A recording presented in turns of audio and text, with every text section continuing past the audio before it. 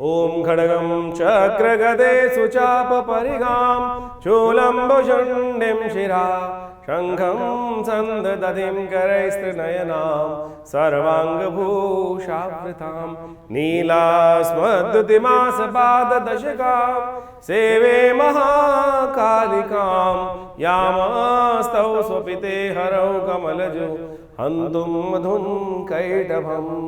ओम जयंती मंगला काली भद्रकाली कपालिनी दुर्गा क्षमा शिवा धात्री स्वाहा स्वधा नमोस्तुते। नमस्कार, स्वागत है आपका आचार्य वाणी में। मैं आचार्य डॉक्टर विक्रमादित्य आपके साथ हूँ। आज का विषय हमारा है वृषभ राशि, शुक्र प्रधान राशि वालों के लिए ग्रहों का योग जुलाई के आरंभ काल में किस प्रकार का बन रहा है। देखिए, शुक्र महाराज पूरी तरह से आप पर कृपा करके बैठे हुए हैं।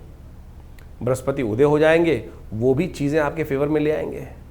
लेकिन अभी जो योग आपकी राशि में बने हुए हैं, बृहस्पति के अस्त होने के कारण से जितना आपको लाभ मिलना चाहिए वो नहीं मिल रहा है। और आपके मनोमस्तिष्क में भी थोड़ी सी नेगेटिविटी हो सकती है। और जितनी नेगेटिविटी मनोमस्तिष्क में होगी ना, ये ग्रह मान लीजिए उतने आपके खराब हो सकते हैं। तो इस वक्त सबसे बड़ी जो चाबी है आपकी राशि के दृष्टिकोण से यदि हम बात करें जुलाई के आरंभ काल में, तो यही चाबी डिपेंड करती है कि प्रसन्न रहो, विश्वास से युक्त रहो और फिर देखो चमत्कार। मूड नेगेटिव रहेगा तो नेगेटिव खबर आएंगी, मूड प्रसन्न में रहेगा तो आप खास तौर पर और कोशिश करना, अपने हक के लिए लड़ने का प्रयास करना, जीत जाओगे। किसी से दया रहम करम के लिए अपेक्षा रखोगे ना, तो वो कहीं ना कहीं कुछ नहीं देगा। बिन मांगे मोती मिले, मांगे मिले ना भीख। इस वक्त ग्रह योग आपके इस प्रकार चल रहे हैं, तो अपने बाहुबल पर विश्वास रखते हुए कार्य करने की ज़रूरत है। कॉन्सेप्ट बिल्कुल ठीक है आपका। और केवल जब कोई राय मांगे तभी देने का प्रयास करना। इस वक्त ग्रह दिखा रहे हैं कि आप अकेले 100 के बराबर हैं।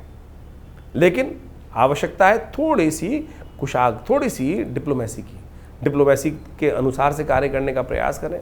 थोड़ी शुक्र नीति का इस्तेमाल करते हुए कार्य करें, वो आप अच्छे से जानते हैं। लाभ के योग बन रहे हैं इस वक्त। लेकिन एक थोड़ा सा योग जो नेगेटिव बन सकता है आगे जाके, वो है शनि महाराज का वक्री होना। लाभ वाले स्थान में शनि महाराज जब से आए हैं, स्थिति को ठीक तो करते दिखाई दे रहे हैं, लेकिन अब वो थोड़े से वक्र होंगे। लेकिन वो एक पॉजिटिव वे में रह सकते हैं और ताकत में हो जाएंगे। और यदि आप थोड़ी से अपने आप को कंट्रोल कर लिए, इनका खास उपाय कर लिए, तो ये मान के चलें, ये 4 महीने जो शनि महाराज वक्री रहने वाले हैं, ये आपके कई मामलों में कुछ चीज़ों को पॉजिटिव तरह से पूरी ताकत से आगे ले जाने के योग बनाते दिखाई देंगे। सिलसिलेवार तरीके समझें ग्रहों का योग क्या करेगा, कौन से दिन किस प्रकार का योग बन रहा है। यदि हम 1 जुलाई की बात करें तो मंगलवार का अवसर उस दिन, और खासतौर पर षष्ठी तिथि विद्यमान है। चंद्रमा के साथ साथ यदि गति भी देखें, चंद्रमा की गति, तो वो भी आपकी राशि के दृष्टिकोण से पॉजिटिव बनती दिखाई दे रही है। और आपकी मेहनत के अनुसार से लाभ प्राप्ति के योग बनते दिखाई दे रहे हैं। सहयोग भी प्राप्त होने के योग बनते दिखाई दे रहे हैं।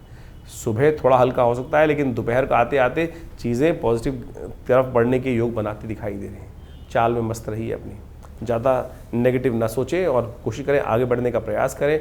भगवान सूर्य की का पूजन करें। सूर्य सप्तमी है और साथ साथ छठा नवरात्रा है। भगवती कात्यायनी की आराधना करना, भगवान सूर्य को जल देना, चीज़ें आपको बहुत अच्छी रहेंगी। हाँ, एक बात और ध्यान दे लें कि जो लोग गुप्त नवरात्र में पूजा नहीं कर रहे हैं, वो पूजा करें गुप्त नवरात्रों में। भगवती दुर्गा की आराधना करें। हमने अपने विवेकानंद आश्रम में शतचंडी का सुंदर आयोजन कर रखा है। आप वहाँ भी आप यज्ञ में सम्मिलित हो सकते हैं। और भगवती कृपा से, माँ की कृपा से बहुत सारे कष्टों को दूर करने के लिए पता नहीं कौन कौन से कब कहाँ कौन सा कर्म साध्य जाता है। इसलिए शुभ कर्म जितने ज़्यादा हों, जैसे भाव में हो सके वो करते रहो, वही काम आते हैं आपके। 2 तारीख बुधवार का अवसर, सप्तमी तिथि विद्यमान है। राजयोग आपकी राशि में बनने को बहुत जल्दी तैयार हो रहा है, लेकिन उससे पहले आपको थोड़ा ग्रहों को बल देने की ज़रूरत है। इस वक्त ग्रह आपके ऐसे हैं कि कोई आपके कामों में टांग अड़ाएगा तो खुद ही अपने मार खाने के तैयार बैठेगा। तो आपको कोई बहुत ज़्यादा लड़ने की ज़रूरत नहीं है। अपने आप प्रभु कृपा, जा पर कृपा राम की हुई, ता पर कृपा करें सब कोई। बस बृहस्पति के उदय होने का इंतजार कर लीजिए। ग्रह आपके लिए अच्छे योग बनाते दिखाई दे रहे हैं। इस वक्त ग्रह ऐसे हैं, सर्वार्थ सिद्ध योग बना हुआ है। नए कार्यों को आरंभ करने के लिए इस वक्त एक अच्छा योग बन रहा है। समय नोट कर लीजिए, लेकिन समय बहुत थोड़ा है। 11:06 से लेकर 11:58 तक ये मुहूर्त बन रहा है, केवल थोड़ी देर के लिए। उसके बाद भद्रा आरंभ हो जाएगी और उसके बाद राहु काल भी आरंभ हो जाएगा। तो यानी सुबह 11:06 से 11:58 का ही मुहूर्त है। तो इसका लाभ लीजिए। श्री गणेश के सुंदर पूजन कर कर, उनका ध्यान कर कर, विघ्नहर्ता गणेश जी का ध्यान करें और कार्य को आरंभ बढ़े आगे करें तो अच्छा रहेगा। 3 तारीख बृहस्पतिवार का अवसर, अष्टमी तिथि विद्यमान है, 8वां नवरात्र है गुप्त नवरात्र के तौर पर, रवि योग साथ साथ बन रहा है। ग्रह नक्षत्रों के दृष्टिकोण से देखें तो ये योग आपकी राशि के दृष्टिकोण से पॉजिटिव है। मन को सही साधने की ज़रूरत है केवल, और बुद्धि भी सही जगह से काम कर रही है। और इस वक्त केवल एक ध्यान रखना है, ये ध्यान ये रखना है कि अपने अंदर पॉजिटिव रखना है, नेगेटिव बात नहीं सोचनी है। एक पुरानी कहावत है, रोते हुए जाओगे तो मरोगे खबर लेके आओगे। सोचो अच्छा, जो होगा घट जाएगा, और नेगेटिव सोचते सोचते जाओगे तो नेगेटिव ही खबर लेके आ आओगे।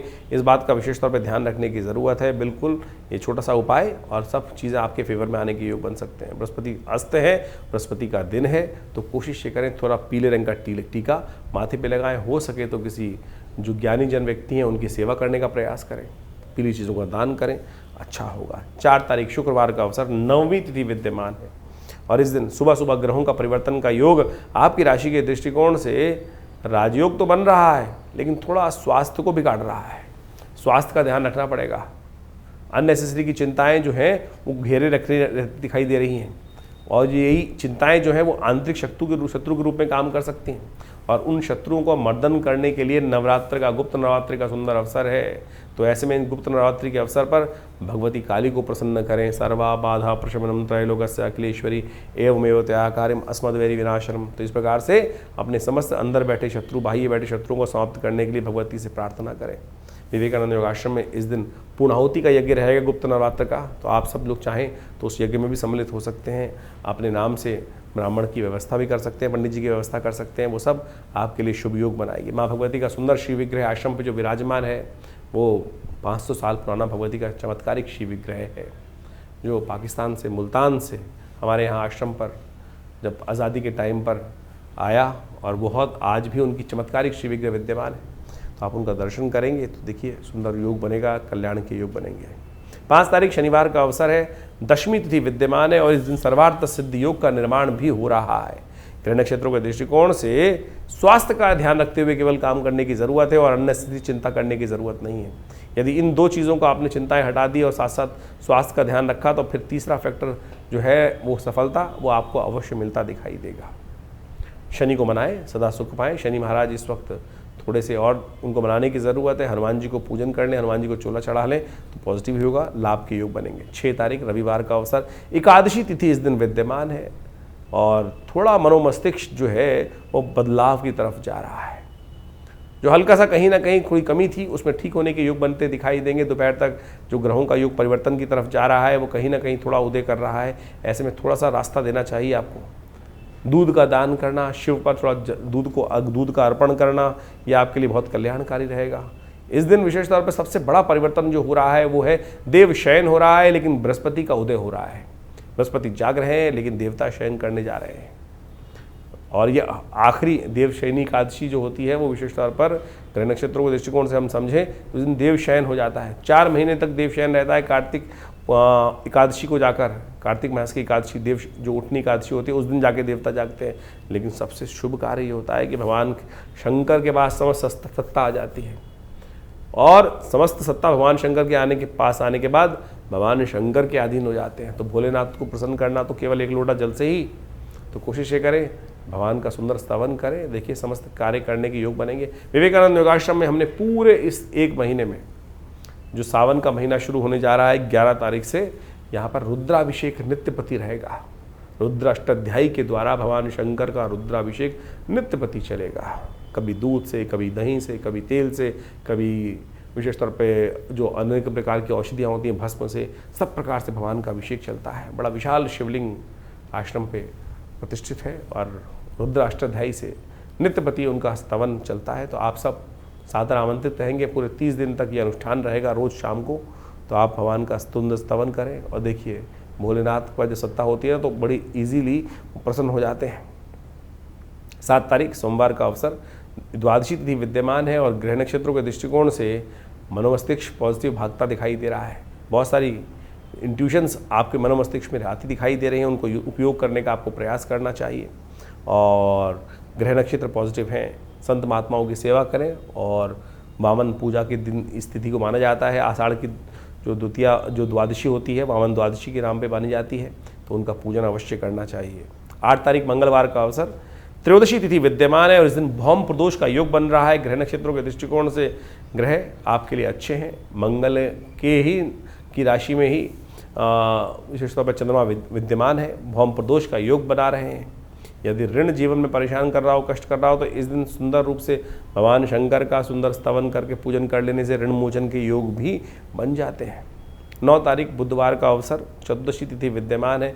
ग्रह नक्षत्रों के दृष्टिकोण से मन थोड़ा बंधन में रहता दिखाई दे रहा है, लेकिन फिर भी कहेंगे ग्रह आपके फेवर में ही है, इसलिए सही दिशा की आवश्यकता है।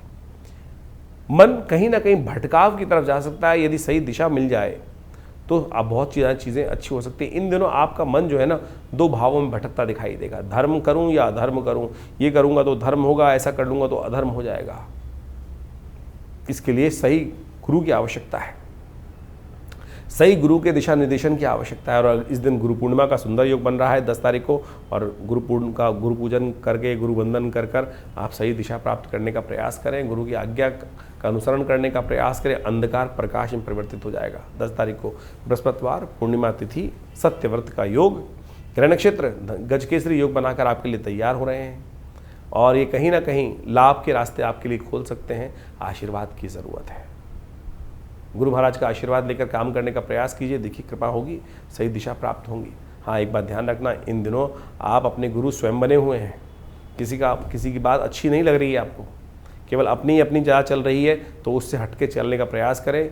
जो बड़े लोग बता रहे हैं उनके अनुसरण करने का प्रयास करेंगे तो अच्छा रहेगा। तो इस प्रकार से आपने ग्रहों की विवेचनाओं को, ग्रहों के योगों को समझा कि आपके दिन पर दिन किस प्रकार के जुलाई के आरंभ काल में ग्रहों का योग बनेगा और ये योग आपके जीवन पे किस प्रकार से प्रभाव डाल रहा है। देखिए, ये तो योग जो है वो हमेशा बनते आते हैं और उन योगों का प्रभाव तो आपकी राशि के दृष्टिकोण से, आपके लग्न के दृष्टिकोण से पड़ता ही है। सबसे पहले ये हमको समझना चाहिए कि हमारी राशि मुख्य है या लग्न की राशि मुख्य है या सूर्य की राशि मुख्य है। क्योंकि सबसे ज़्यादा प्रश्न जो इस वक्त हमारे चैनल पर लोगों के द्वारा पूछे जा रहे हैं या किसी भी ज्योतिषी कार्यक्रम को देख के लोगों के मन में उठता है, वो यही है कि मैं अपनी राशि कौन सी देखूँ। देखिए, मुख्यतः सबसे ज़्यादा प्रमुख राशि जो होती है जहाँ चंद्रमा विद्यमान होता है, जहाँ चंद्रमा आपकी राशि में पहुँचा हुआ है, वही राशि मुख्य मानी जाती है। गोचर के दृष्टिकोण से उस राशि का महत्व ज्योतिष के दृष्टिकोण से सबसे ज़्यादा माना जाता है।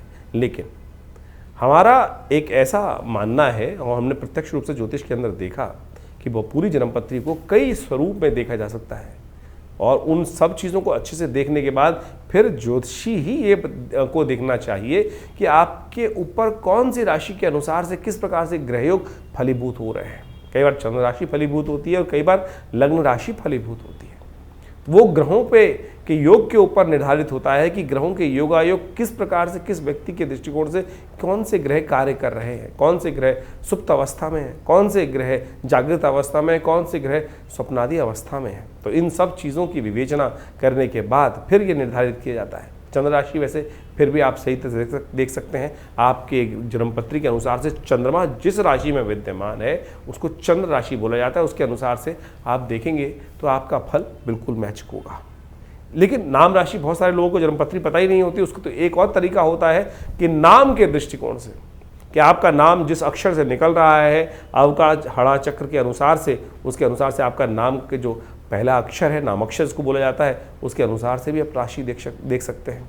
लेकिन सबसे मुख्य तो वही होगा कि जो चंद्र के अनुसार से आपकी राशि बन रही है, उन सब चीज़ों को अच्छे से देखकर फिर हम अच्छे से जान सकते हैं भविष्य के दृष्टिकोण से। कई बार गोचर के दृष्टिकोण से आपके ग्रह योग बहुत अच्छे आ रहे हैं और ये प्रश्न बहुत ज़्यादा एक कॉमन प्रश्न हो चुका है इस वक्त और सही भी औचित्य रहता है कि आपके गोचर के दृष्टिकोण से तो आपके ग्रह बहुत अच्छे लग रहे हैं, लेकिन काम उतना नहीं हो रहा है कि जितना, क्योंकि 12 राशि के अंदर पूरे विश्व को बांटने का जो एक प्रयास किया जाता है, लेकिन उसमें समझने की आवश्यकता यह है कि आपकी मूल जन्मपत्री में ग्रहों का प्रभाव किस प्रकार से बना हुआ है। गोचर के दृष्टिकोण से वृष्टि हो रही है, संसार में बारिश हो रही है, तो सब जगह एक ही प्रकार का पानी पड़ रहा है। यानी एक बहुत बड़े क्षेत्र में जब बारिश होती है तो बारिश तो एक ही प्रकार की हो रही है, लेकिन हर एक की स्थिति, हर क्षेत्र की स्थिति अलग है। कहीं कोई पहाड़ी पर है तो वहाँ पानी रुकेगा नहीं, कहीं कोई गड्ढे में है तो सारे क्षेत्र का पानी वहाँ आ जाएगा, वहाँ सारी विपदाएं घिर जाएंगी। तो यानी ये आपकी जन्मपत्री, मूल जन्मपत्री पर आपके मूल कर्मों के अनुसार से जो लेखा जोखा आप लेकर बैठे हैं, पूर्व जन्म के अनुसार से जो आए हैं बनाकर, उसके अनुसार से भी डिपेंड करता है कि मूल जन्मपत्री में कौन से ग्रह योग किस प्रकार के बन रहे हैं और कौन सी दशाएं चल रही हैं किस प्रकार की। तो आप सबसे पहले अपनी जन्मपत्री को अच्छे से चेक कराएं, क्या स्थिति मच रही है, क्यों आपकी जन्मपत्री में उतने लाभ नहीं हो रहे हैं जितने लाभ होने चाहिए। ज्योतिष एक बहुत शोध का विषय है और हमारे ऋषि मुनियों ने काल गणना को बहुत विशेष तौर पर समझकर इनकी विवेचनाएं उपस्थित करी हैं और उसी समझ का, उसी ज्ञान विज्ञान का लाभ लेते हुए ज्योतिष की जो गणनाएं हैं उनको समझकर उसके द्वारा भविष्य को समझने का जो कार्य किया जाता है वो ऐसे नहीं है।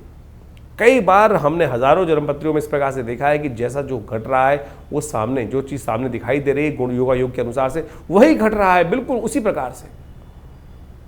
तो यदि कष्ट का निवारण चाहते हैं, कष्ट को भगाना चाहते हैं, तो जन्मपत्री को सही से समझकर और उसके अनुसार से उसके भविष्य के दृष्टिकोण से जो आपके लिए खास ज़रूरत है।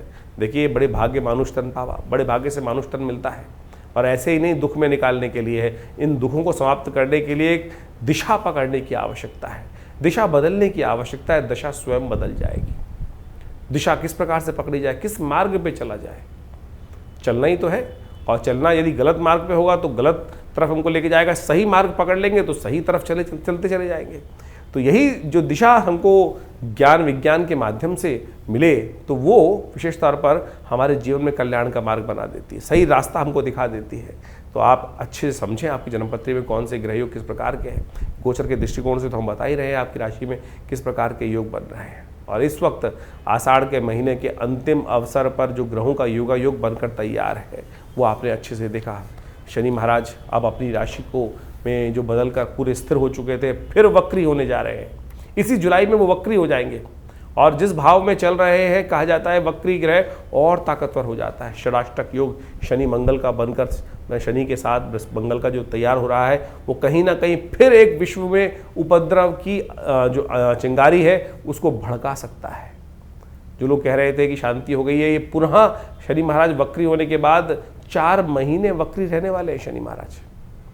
अच्छी बात यह है कि बृहस्पति उदय हो रहे हैं।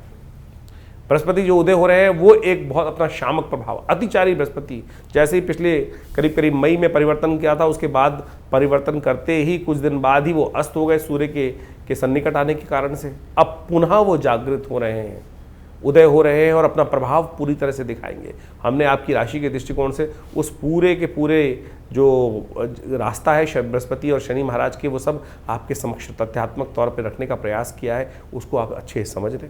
और फिर भी कोई प्रश्न मन में यदि आ रहा हो तो चिंता ना करें, हम आपके साथ हैं।